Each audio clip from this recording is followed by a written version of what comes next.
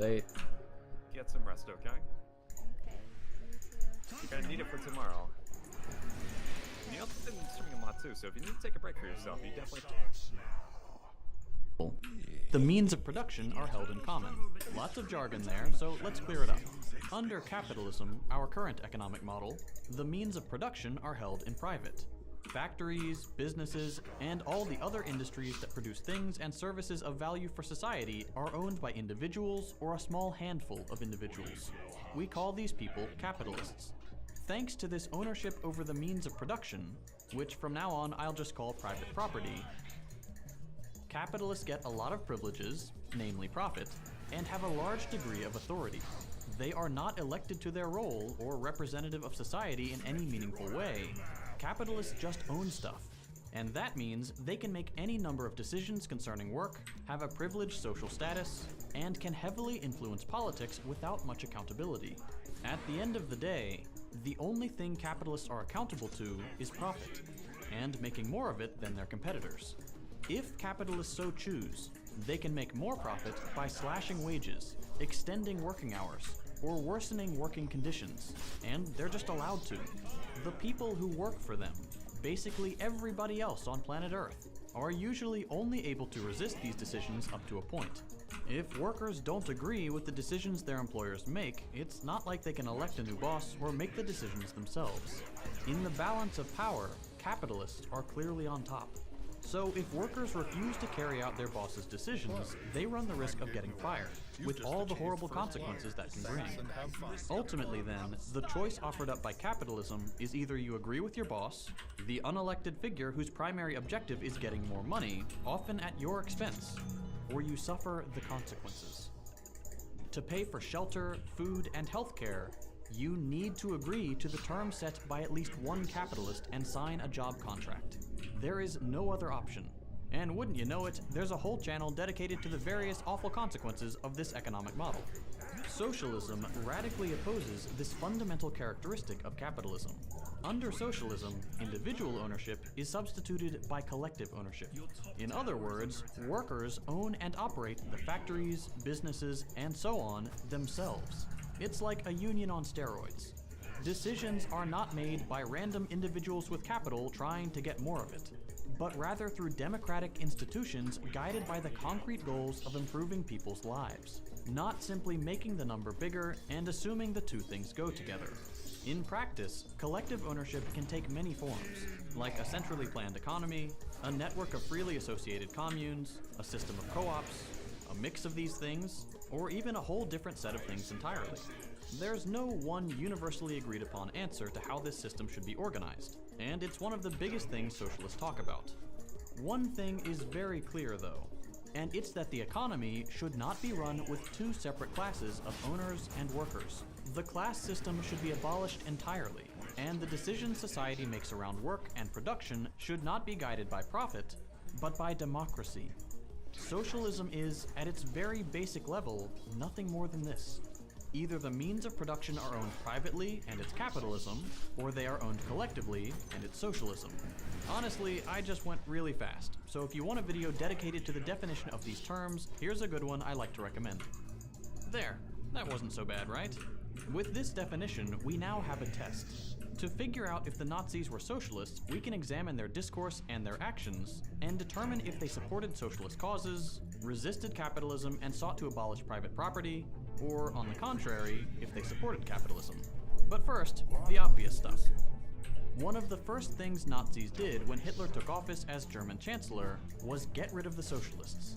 Using as a pretext a fire in the German parliament, Hitler triggered a state of emergency and kicked into high gear his repressive politics against both Jewish people and communists. Members of the Communist Party were tracked down and imprisoned by Nazi police. The party itself was functionally outlawed, removed from parliament, and its members were pushed into either exile or prison. In fact, the sudden boom in prison populations from targeting the communists led to the creation of some of the first concentration camps, filled with socialists before becoming one of the major sites of the Jewish genocide. Soon enough, this repression of political opponents would go beyond the communists and extend further right to the Social Democratic Party. In the end, both parties that represented labor in the German parliament, whether revolutionary or reformist, were cut out of the political process entirely. All this was part of Hitler and the Nazis' plan against so-called Judeo-Bolshevism, the name of the conspiracy theory which claimed that socialism was nothing more than a Jewish plot to undermine so-called ethnic German society. To complete this effort, Hitler also cracked down on organized labor. Union leaders and prominent members were hunted down in much the same way the communist politicians were, and were beaten, killed, and imprisoned en masse by Nazi stormtroopers. All trade unions were first occupied, then banned, except for the German Labor Front, a union created and functionally controlled by the Nazi Party. Collective bargaining and strikes were gone, and all that was left of the labor movement was the puppet union the Nazi Party had set up, which failed even the most basic function of a labor union by bringing employees and employers under the same roof. The whole purpose of labor unions is to be a force of opposition to capitalist authority. Making the two share an institution effectively kills any leverage that workers have, and this was, of course, the point. On top of all this, the deaths and the destruction, the GLF's leader was appointed by the Nazi Party, not by union members, and therefore, the organization heavily tipped the scale towards capitalists. In just a few short months, the Nazis had destroyed labor militancy altogether. But that's not all. You might remember that the Nazis were famous for their book burnings. Unsurprisingly, these same anti-socialist politics were obvious there too. Many of the authors whose books were burned were central figures in socialist politics, like Karl Marx, Friedrich Engels, Vladimir Lenin, Rosa Luxemburg, Leon Trotsky, and many others. A conscious effort was made by the Nazi Party and their sympathizers to destroy socialist literature because, generally speaking, the Nazis were desperate to destroy just about every outlet for socialist politics. All told, these measures are why that famous poem starts with the line, "First they came for the communists." That is just what the Nazis did. They crushed the parties that championed socialist politics, the books that legitimized these politics analytically, and the labor movements that brought these politics into the world by giving workers power. But all these events have been brushed under the rug or presented by conservatives as nothing more than socialist infighting, based on evidence? Why did you make it? Which it clearly wasn't. Socialists are usually not too keen on burning Marx's books or hunting down labor union leaders. And as a little bonus proof of this divide between socialists and Nazis, neither the Nazis nor the socialists ever considered themselves or each other to be part of the same political family, something they made very clear by their seats in the German parliament. But since this last point is only a little stronger than the "it's in their name" argument, let's go back to the more concrete stuff. The Nazis were both a tool of German capitalists and promoters of the capitalist economy. It's not simply that they crushed labor power and leftist politicians. They actively furthered the interest of capitalists at a time where capitalism was in a bit of a troubled spot, to put it mildly. The first thing we can look at to make these arguments is the institutional support from capitalists that the Nazis received. In short, quite a lot. German industrialists helped promote Hitler's rise to power in every way they could. Capitalists from some of Germany's largest economic sectors invested millions of Reichsmarks, upwards of $30 million today, to prevent the Nazi Party from succumbing to its financial difficulties and to help the party win elections. And to bolster their financial support with symbolic pressure, industry leaders also wrote and co-signed a letter sent to Hindenburg, then president of Germany, imploring him to appoint Hitler as chancellor to quell quote-unquote class antagonisms. In other words, large capitalists wanted Hitler's leadership to deal with the rise of socialism. Whether this support was decisive in Hitler's victory is up for debate, but what is undeniable is that it proves the close relationship between the two camps. And this relationship served a purpose. The Great Depression, the economic burden of the Treaty of Versailles, and the various bourgeois governments that ruled Germany under the Weimar Republic prompted more and more Germans to look for an alternative to capitalism. Specifically, they turned to socialism. Between 1928 and 1932, for example, the Communist Party more than doubled its membership. People were turning to the left en masse and at an unprecedented pace. The Communist Party was still a parliamentary minority, to be sure, but industrialists feared that these trends would continue and that socialism would come to end their monopoly over the means of production. What's more, German workers had recently won the right to unionize and secured the 8-hour workday and unemployment insurance. No one knew how far these trends would go, and capitalists couldn't afford to find out. It is in this context that the Nazis and industrialists found common ground, with the industrialists hoping the more authoritarian character of the fascist platform would be used to quell labor, and the Nazis hoping to use the industrialists' funds to conquer power and enact their reactionary, anti-Semitic program. Okay, so far we have two strong pieces of evidence for the capitalist character of the Nazis: the political repression of labor parties and unions, and the institutional support of the capitalist class. That's pretty good, but we can do even better by looking at what the German economy was like during Nazi rule, and how it differed from the economy of other capitalist nations and socialism. Nazis were big on privatization, the process of taking publicly owned companies and services and handing them over to capitalists. To quote a paper on the topic, "It is a fact that the government of the Nazi Party sold off public ownership in several state-owned firms in the mid-1930s. These firms belong to a wide range of sectors: steel, mining, banking, local public utilities, shipyards, ship lines, railways, etc. In addition, the delivery of some public services that were produced by the government prior to the 1930s, especially social and labor-related services, was transferred to the private sector.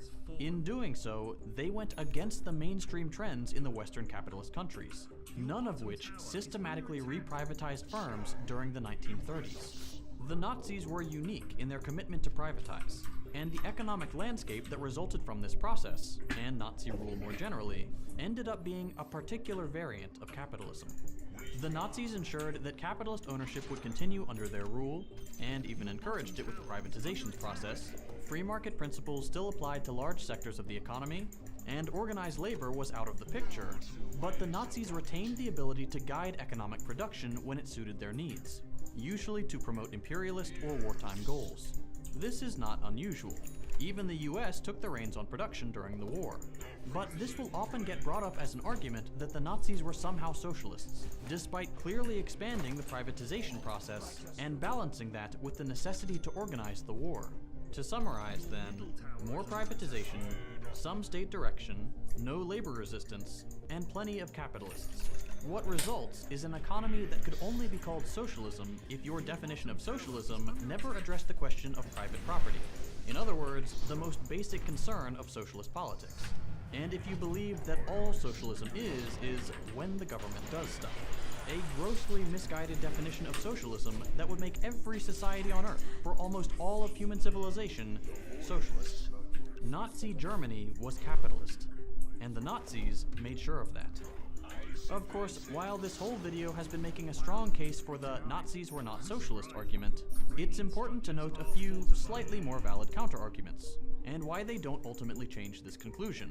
For starters, like all political parties, the Nazis had internal divisions, and it's true that some of the party's notable early members had anti-capitalist motivations, and even disagreed with the general pro-capitalist direction of the party and Hitler himself.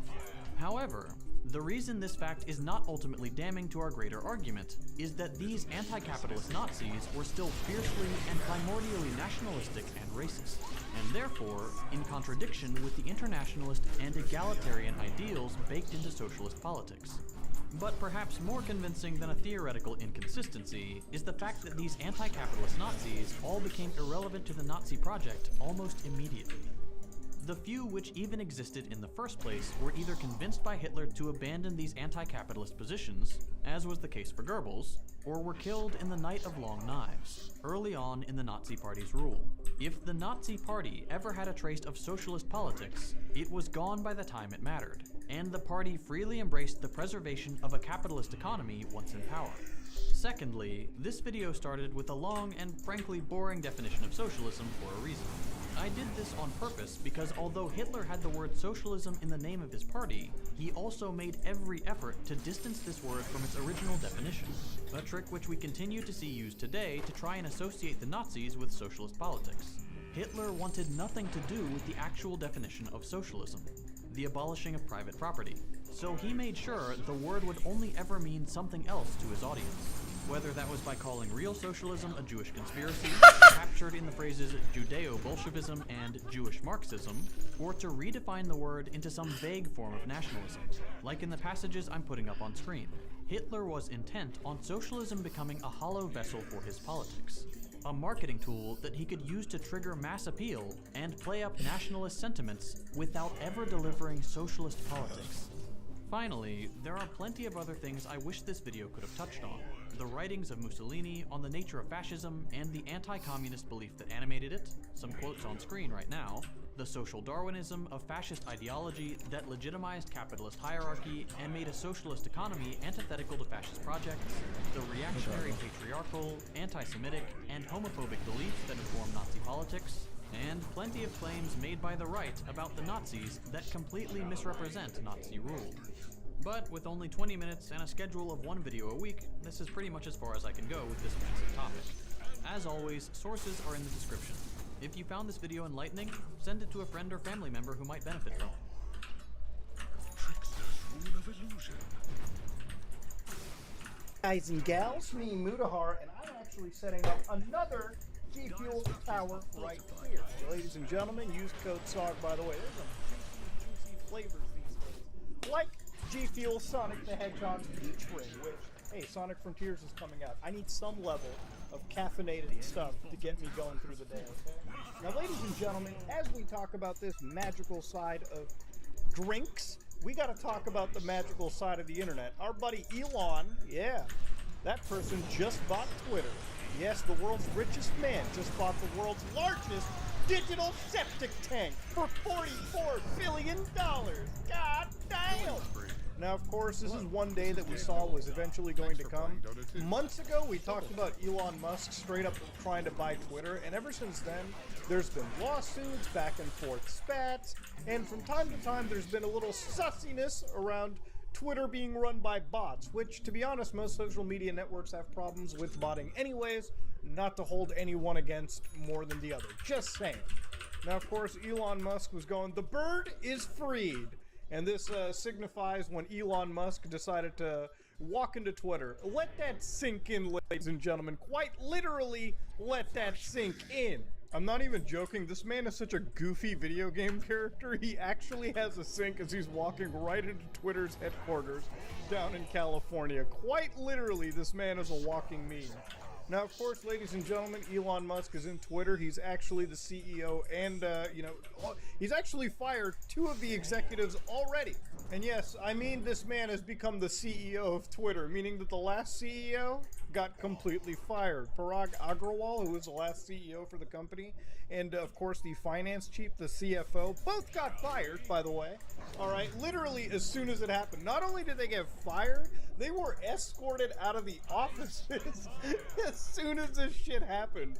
Now, this doesn't shock me that he's fired these 2 individuals, mostly because of, like, an insane beef that they were all having, simply due to the fact that Elon believed that he was being lied to about the actual, like, active user base of Twitter. Honestly, Elon Musk has tried to do everything that I think they can to back out of this deal in every capacity, and I think the only reason it went through is because he was literally facing lawsuits if he didn't. And I think a lot of this, like, firing of the top, like, executives came out of, like, pure malice. You know, there was just so much bad blood between them that, of course, as soon as this deal went through, you know they were out the door. They were going to get whatever severance they had, and it was just no more job at Twitter, easily. Now, of course, because Twitter has been bought out, this is something that Elon wanted to do for the good of humanity. And it's one where he basically started talking directly to people who are advertising to Twitter. For instance, I wanted to reach out personally to share my motivation in acquiring Twitter. There's been much speculation as why I bought Twitter and what I think about advertising. Most of it has been wrong, a little misinformation. The reason I acquired Twitter is because it is important to the future of civilization to have a common digital town square, where a wide range of beliefs can be debated in a healthy manner without resorting to violence. There is currently great danger that social media would splinter into far right-wing and far left-wing echo chambers that generate more hate and divide our society. Now, this is one statement that I kind of believe really heavily on. Obviously, with the internet and a lot of these social media companies, they literally do become de facto town squares. And sometimes it's beneficial to not sort of drop the ban hammer, but to have as much discussion as we can within reasonable terms of service. Obviously, if there's people on the internet calling out for violence against whatever person, both on either extremes, that's never okay, and that needs to be moderated absolutely well. But if somebody out there says something you don't agree with, well, you've got block buttons, mute buttons, and the ability to correct them on their wrongs, okay? I might be more of an optimistic person, but I think that a lot of these ideas can be challenged, and a good ultimate idea can come out in the eyes of everybody.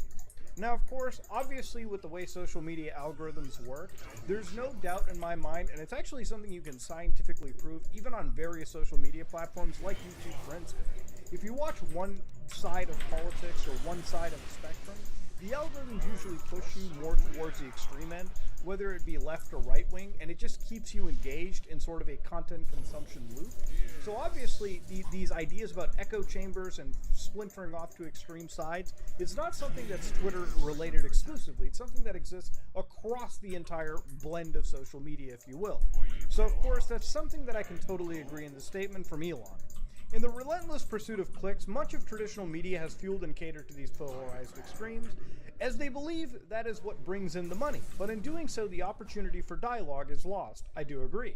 At the end of the day, when you actually use a social media service like YouTube, Twitter, Facebook, TikTok, they just want you to constantly be scrolling feeds or watching videos. And they don't care if they drag you into further extremes to do it. As long as your eyes are attached to the social media network, that's just raw money coming in to that service, and that eyes being taken away from any potential competitor in the field.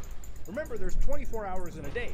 YouTube wants you to spend 6 hours of that day watching them, and only them exclusively. Gago, For nag-TV YouTube, pala it's sa a akin. direct loss if that eyeball spends their time watching something on TikTok or spending time on Twitter or Facebook. What? You get the idea, right? This is the end goal for any social media platform. Saan pa It's not nag-TV an yung gago? altruistic reason, it's always, of course, a monetary related reason too. This is why I bought Twitter. I didn't do it because it would be easy. I didn't do it to make more money. I did it to try to help humanity, whom I love. All right, this comes across as a little dumb, if you will. Yeah, I don't think buying Twitter necessarily means spending $44 billion in the Bird app isn't something that I think humanity necessarily needed. I do so with humility, recognizing the failure in pursuing this goal despite our best efforts is a very real possibility. That said, Twitter cannot become an absolute free-for-all hellscape, where anything can be said with no consequences. In addition to adhering to the laws of the land, our platform must be warm and welcoming to all, where you can choose your desired experiences according to your preferences, just as you can choose, for example, to see movies or play video games ranging from all ages to mature. So literally right here in this paragraph, he straight up said you cannot turn this shit into fucking 4chan, okay? You can't just turn Twitter into /poll, alright? Yes. Or beat or whatever. It's got to have some moderation, Uh-huh. which obviously I think most people agree, right? I also much believe that advertising, when done right, can delight, entertain, or inform you. It can show you a service or product or medical treatment that you never knew existed, but is right for you. For this to be true, it is essential to show Twitter users advertising that is as relevant as possible to their needs. Low relevancy ads are spam, but high relevant ads are actually content. Fundamentally, Twitter aspires to be the most respected advertising platform in the world that strengthens your brand and grows your enterprise. So obviously they want to make advertisement that obviously is geared more towards you. For that, they're going to have to up their data collection, and for that, they're obviously going to have to specifically target specific users out there. I think it personally can work. Obviously, low relevancy ads are obviously a problem, but I think they can get things working right if they choose to, okay? Now, of course, at the end of the day, now that Twitter has been purchased, I don't think this is all about ever going to make a profit. I think Elon gets it. I think most people understand if they work for a social media company, it's not about turning profit. It's just about having as many eyes on your platform as you can, right? And especially in Twitter's case, it really does feel like that is how they've been surviving the last few years. Now, there's been some weird sort of assumptions that Elon Musk is going to fire like 70% of the working staff. And while I've heard about it, he himself claims that he's not going to do that. And I guess I'm going to hold the billionaire off to that. One thing to understand, though, is like, what about people that have already been banned? And this is one thing that's kind of got like people sort of worried. For instance, President Donald Trump, ex-president, who like got banned off Twitter and basically all social media platforms anyways, to the point where Trump has to have his own social media platform, like, what is it, Truth Social. Of course, it's not just Trump, it's Alex Jones, it's various figures that have been banned off of Twitter to begin with, or really all across social media. And there's kind of one thing, some speculation coming out where, like, you know, a lot of sources have come out and said, like, hey, people that have been booted off the platform as of life, you know, like life bans, where if you get banned off Twitter, you literally cannot have another account, otherwise you would be ban evading, or people that can potentially come back. So that means, like, if Trump wanted to come back and start tweeting wild shit, he absolutely could. Now, one thing that I wanted to clear up a little bit of misinformation was I saw this video float around of a software engineer by the name of Rahul Ligma. Of course, if you're not totally brain dead in internet culture, you know that Ligma is definitely an internet meme. These guys were, I guess, like playing around, pretending to be fired, even though from what I understand, no engineer has been removed. They were making the most wildest stuff possible, okay? It is what it is. So, as far as I can see, this wasn't confirmed. Also, Elon Musk literally said that they're going to form a content moderation council with widely diverse viewpoints, which obviously means that they probably received an email from like Apple, Google, and the various like mobile stores and said, hey, listen, all right, if you're going to unban these individuals like Alex Jones, for instance, or whoever, we may have to consider your app not valid for our store, which is one of the reasons why a lot of those alternative tech websites went down, because they were just not doing a good job moderating. So obviously, Elon's going to have to prove to those services that moderation is key. Otherwise, he risks losing access to the mobile stores, which is where a big chunk of users come from anyways. Now, when it comes to bans, I treat these things very gingerly. I think if you're going to get banned off social media, it has to be for a very, very specific reason. Obviously, if you're out there promoting like some level of hatred and violence towards certain people, you should absolutely be removed off of the platform. That is never accepted in any TOS out there, right? But of course, if you're out there making statements that aren't directly harmful or aren't, if you're out there making a statement that honestly wouldn't fly publicly very well, What is he doing? I don't believe you should necessarily be banned. Your ideas should be challenged. Of course, if you are promoting violence, if you are promoting genuine hatred towards people, like, I mean, for example, if somebody out there is saying some severely anti-Semitic shit, they should absolutely be removed off of the platform. The world has no place for that kind of shit. Now, of course, these people coming back to the platform, given the fact that he said you can't have a free-for-all, I wonder if these people do come back to Twitter and eventually do suffer some sort of a ban based on their behavior. I wonder what the TOS is going to look like now that Elon Musk is bought it. A lot of people said it may be a free-for-all, but the dude literally said they cannot do that simply because of running a company, okay? Like, if you run this company, you cannot turn it into direct poll, okay? Otherwise, no advertiser, no big brand wants to actually work with you. Ladies and gentlemen, Elon Musk has done what we thought wasn't going to happen in the longest stretch of the term.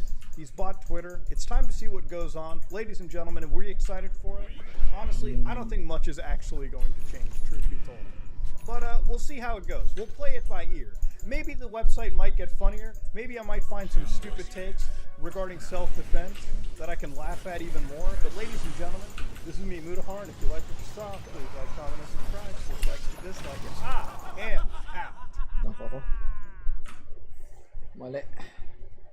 Here, on September the 6th, 1992, a group of moose hunters came across an old abandoned city bus in the Alaskan wilderness. It was a pretty odd sight considering they were almost 30 miles from the nearest town and nowhere near a road of any kind. But it was also a welcome one. It had been a long day and the bus represented an opportunity to spend the night indoors. If you can actually count a rusting old bus as indoors. Anyway, the moment the hunters stepped over the threshold and entered the vehicle, they were hit by a wall of a foul-smelling air so thick they could practically taste it. This being the Alaskan bush, they first assumed an animal had just crawled into the bus and died. But then, they found that, and inside that, the partially decomposed body of a man. The police arrived on the scene via helicopter the following morning and made haste to investigate this most morbid case. This should have been a tricky one. Half-rotten corpses in the middle of nowhere don't give up their secrets easily, or so I'm told. But the officers were in for a pleasant surprise, because beside the body they found a diary and several undeveloped rolls of film. A record of sorts of the man's life. And what an unusual existence it turned out to be.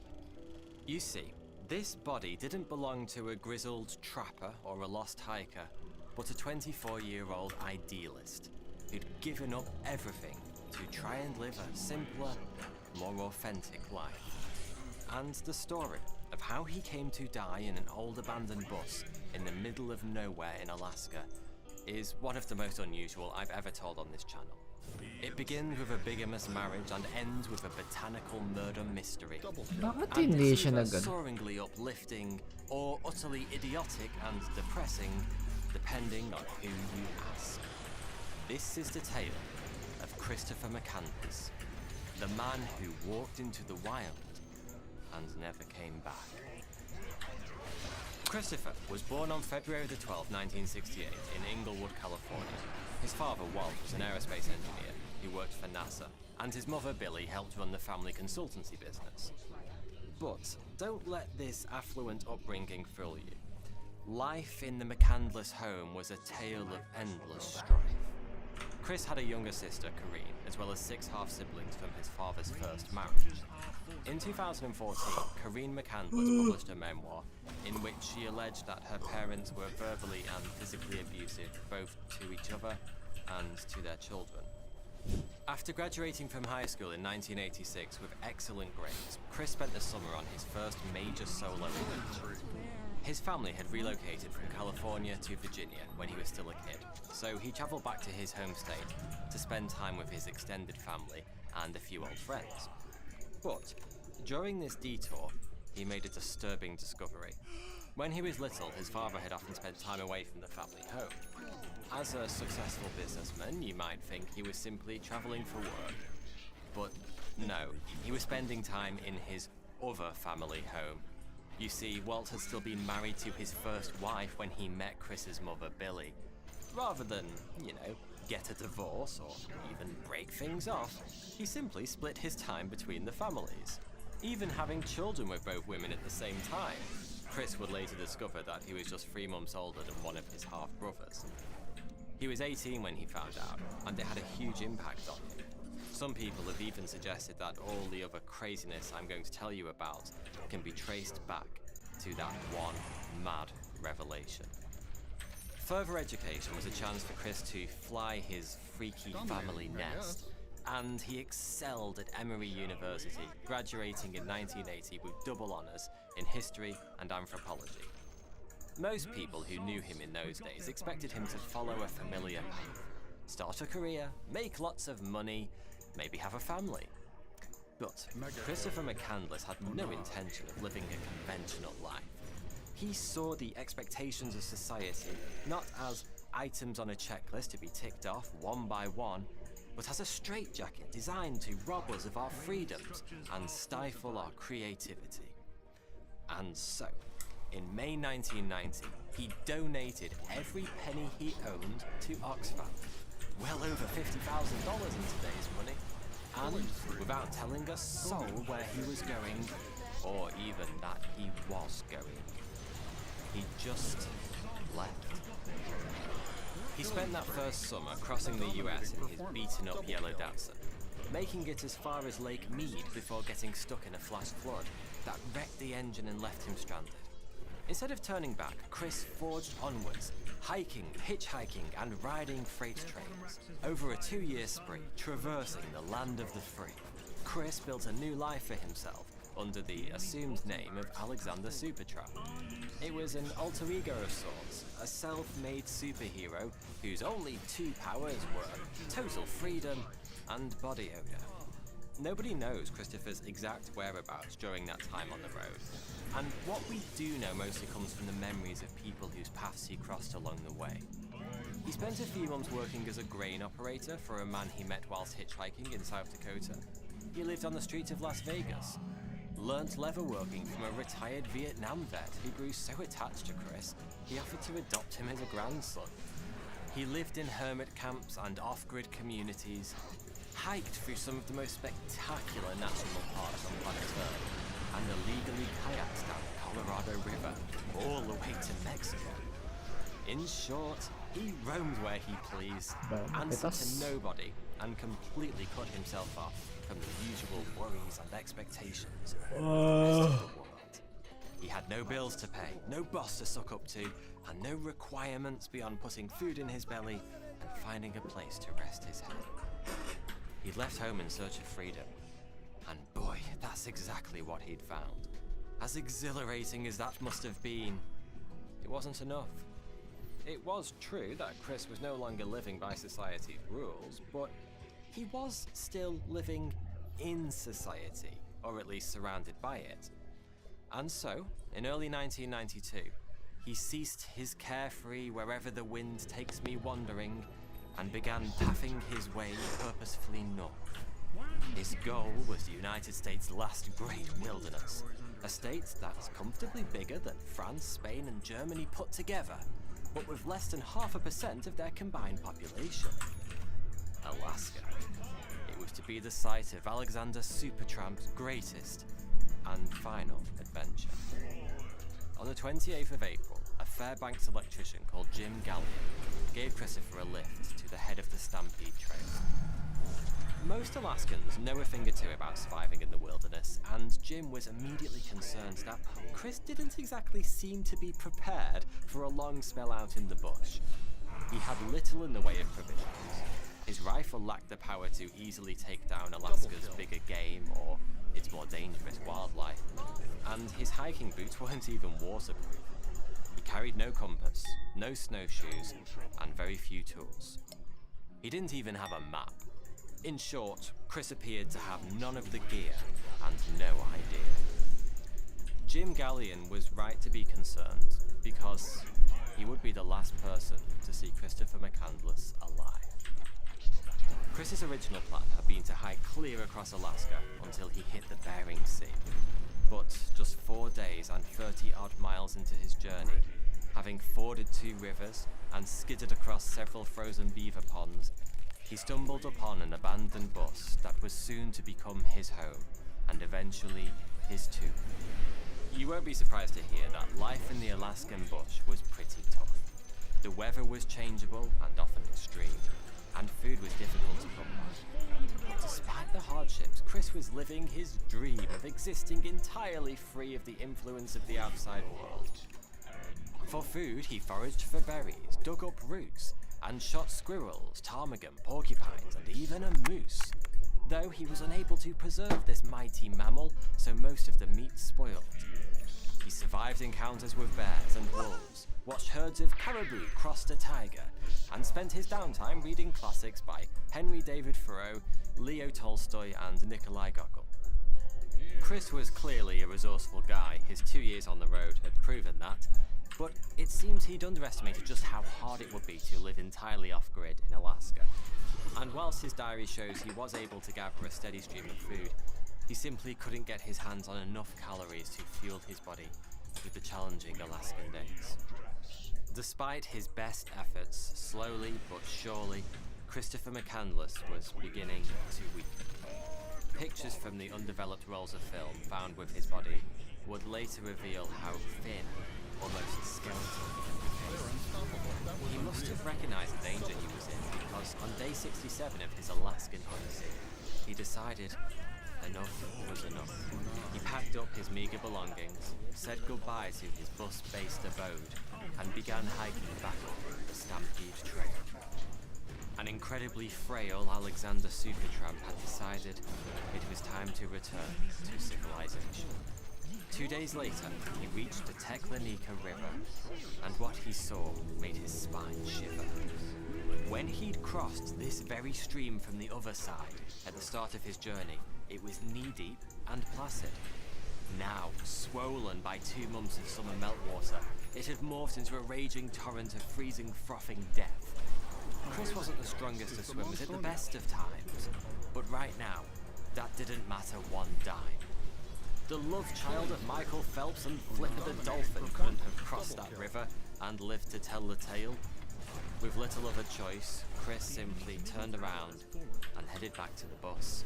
It's hard to imagine just how scared he must have been as it hit home that he'd become trapped in this wilderness.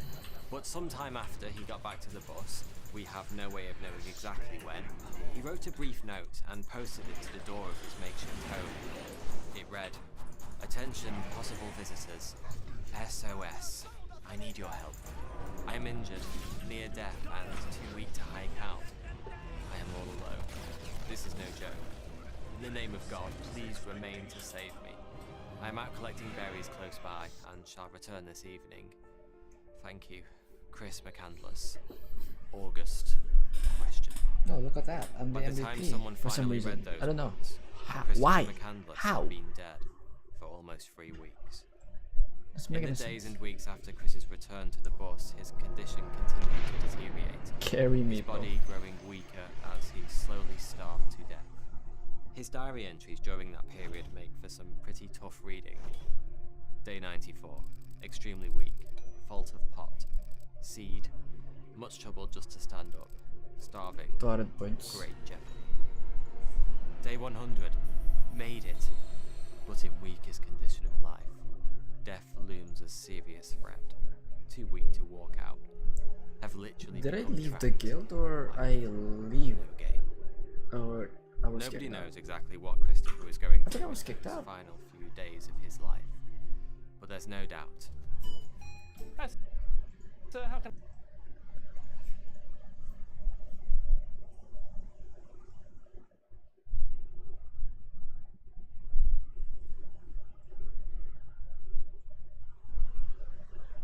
Hmm.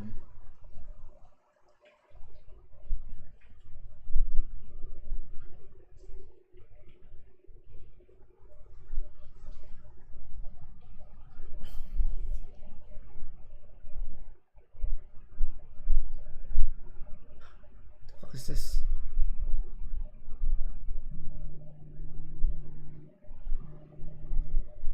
This alarm is so terrifying, not gonna lie.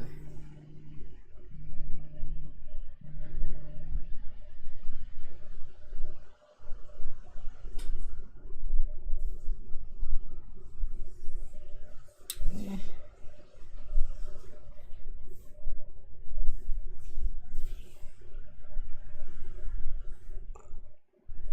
Ginalito na.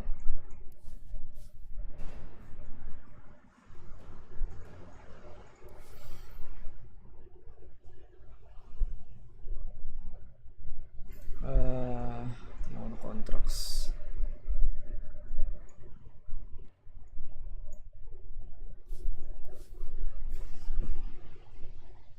Iyak mo na ito. Guys, this is